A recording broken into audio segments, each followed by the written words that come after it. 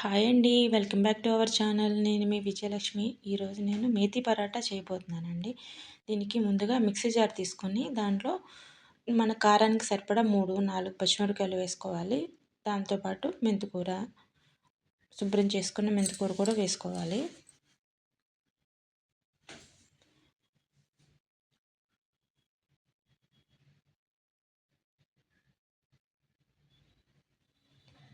రుచికి సరిపడా ఉప్పు కూడా పేస్ట్లోనే వేసేసుకుంటే సరిపోతుందండి.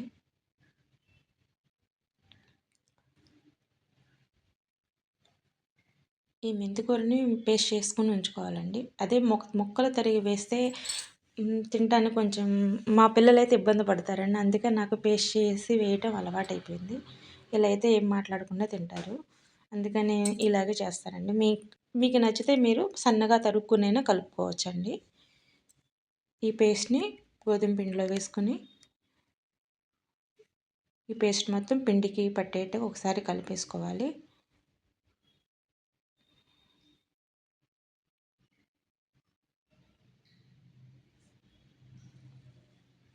తర్వాత నీళ్ళు పోసుకొని ఇలా సాఫ్ట్గా కలుపుకోవాలండి.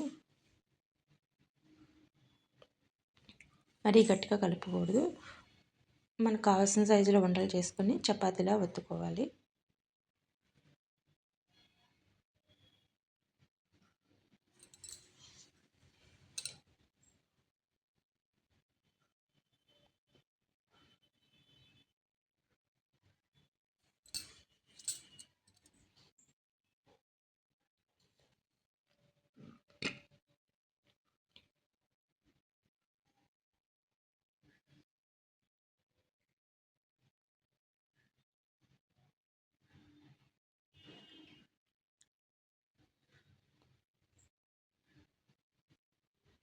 ఇలా చపాతీ చేసుకుని పక్కన పెట్టేసుకొని స్టవ్ ఆన్ చేసుకొని ప్యాన్ పెట్టుకోవాలండి.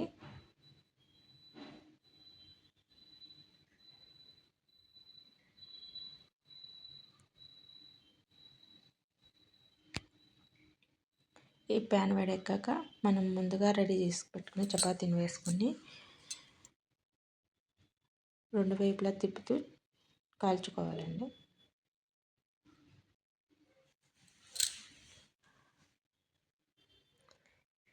ఈ చపాతీని ఈ పరాటాని మనం ఆయిల్తో కాకుండా నేతితో కాల్చుకుంటే టేస్ట్ బాగుంటుందండి.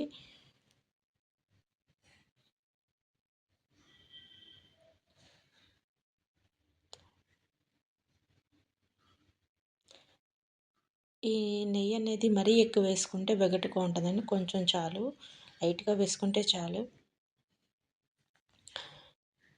ఇది పిల్లలైతే టమాటా సాస్తో ఇష్టంగా తింటారండి. మా పిల్లలైతే, మేమైతే రోటి పచ్చడి రైతాతో తింటాము.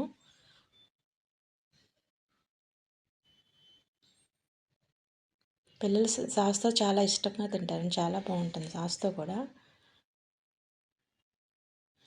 ఇలా నెయ్యి వేసుకుని 2 వైపులా చక్కగా కాల్చుకోవాలండి. ఇలా పిండి నానితే పొంగుతూ వస్తుంది. ఇలాగా అంచులను అదుముకుంటూ కాల్చుకుంటే సైడ్స్ బాగా కాలుతాయండి. లేకపోతే మనకి మెంతికూర పసరు వాసన వస్తుంది కదా, పచ్చి పచ్చిగా ఒకలాగా ఉంటుంది. అలా అదుముకుంటూ 2 వైపులా బాగా కాల్చుకోవాలి. మేతి